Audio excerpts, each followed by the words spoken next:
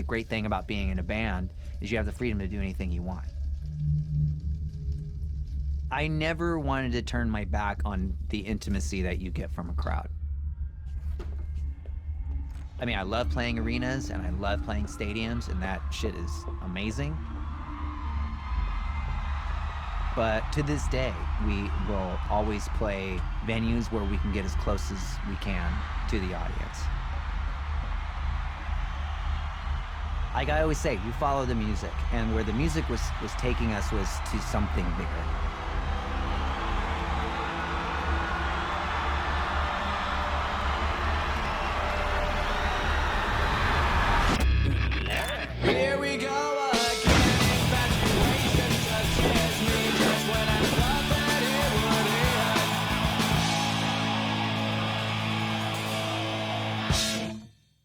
The early 80s scene that I was involved in, you know, we called it hardcore.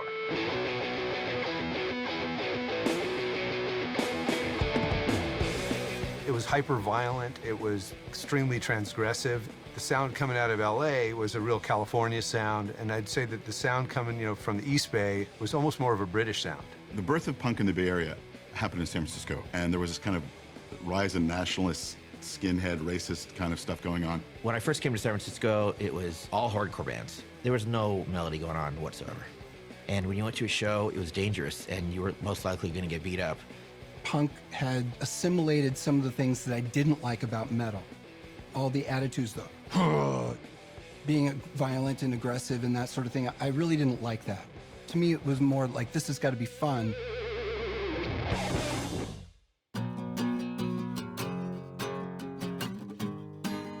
During the really early punk days, that scene took its toll and it ended. In the late 80s, it really started to go across the bay into where we're from, in the East Bay. It probably has more in common with Kansas. For the most part, I really liked growing up in Rodeo. I think there were some times where it sucked because it was so boring.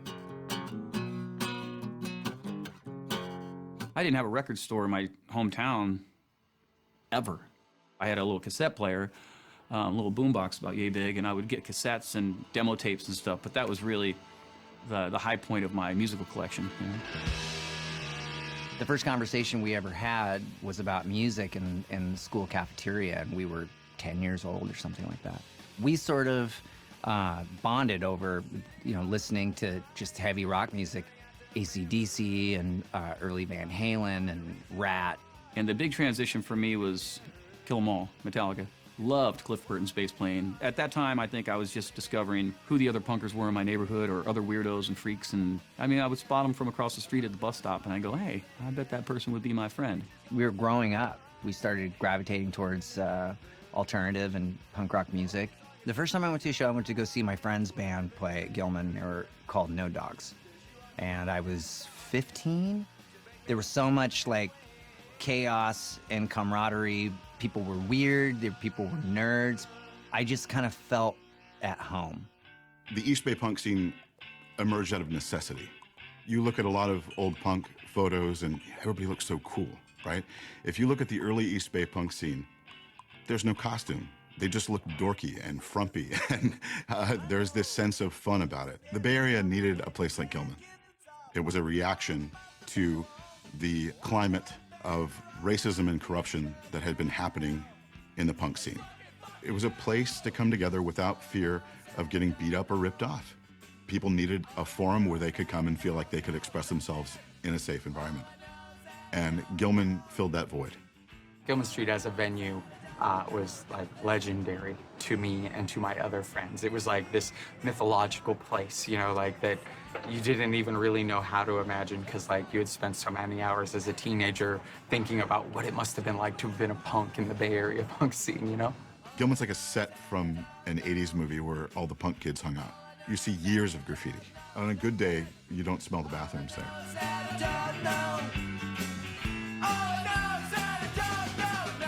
The rules of Gilman, as they stood 30 years ago, are basically the same rules as they stand today. All volunteer run, all ages. No drinking, no drugs, no substances, no homophobia, no racism, no sexism. No transphobia, no dogs, only because the sound will hurt their ears.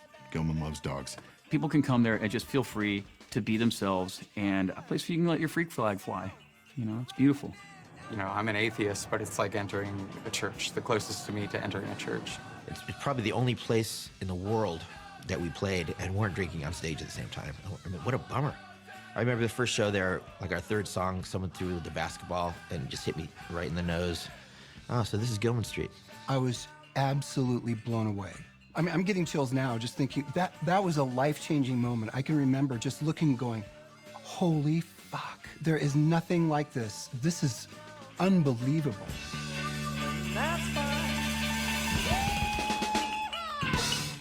If you were a kid in the East Bay and wanted to have a band, Gilman was a shining thing that you could look at and say, maybe we could play there.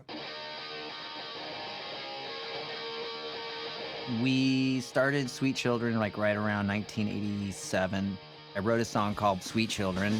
Sweet children, sweet children, sweet children will never react.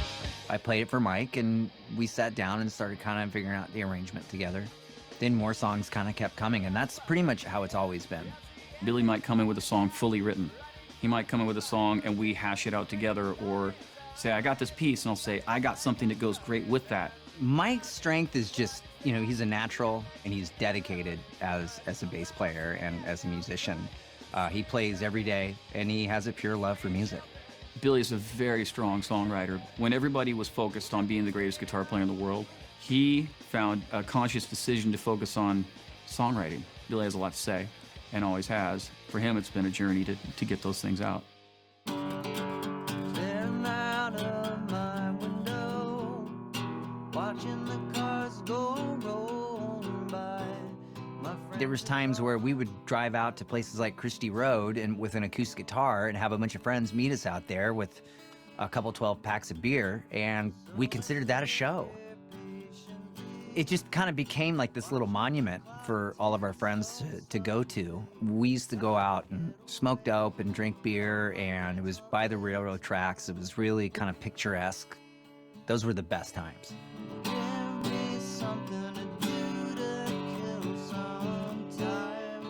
We used to like go Volvo surfing. Like our friend had this like 70s Volvo with a roof rack on it. So we used to get on top of it, and he would drive as fast as he could, and we would be on top. It was just like, we could have ended up dead many times, but it was a great place, and it was worth writing about, that's for sure.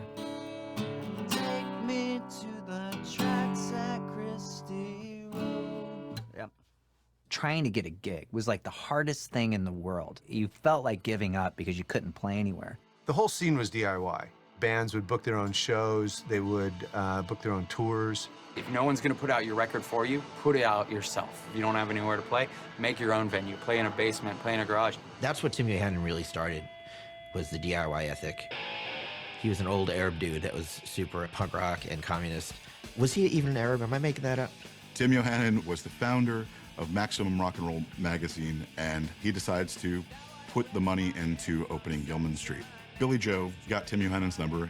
He gave him a call and had given him his demo tape. Said, I'd like to play Gilman. And Yohannan said, it's too pop. I just think he wanted to keep things pure and as punk as possible. Tim Yohannan was, you know, the politically correct side of punk rock. He would not let certain labels advertise in Maximum Rock and Roll. And he had a radio show, and he would talk hella shit about skinheads, and that's why he didn't go out to shows. I did see him at Sizzler twice, surprisingly. I went to Sizzler twice in my life in San Francisco, and Tim Yohannan was there both times. They didn't want Gilman to be some kind of place where bands will go and get famous. If it wasn't for my friends that would have parties in their backyards, there would be no gigs.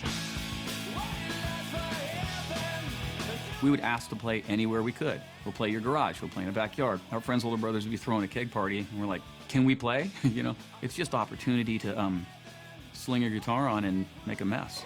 We played a show up in Willits. This was before Trey was in the band. I was in the Lookouts, and I booked a show at this party up in the mountains in Mendocino County. The cabin was like not even finished being built, didn't have a roof on it, and after getting the generator going, my band, the Lookouts, played, and Sweet Children played. And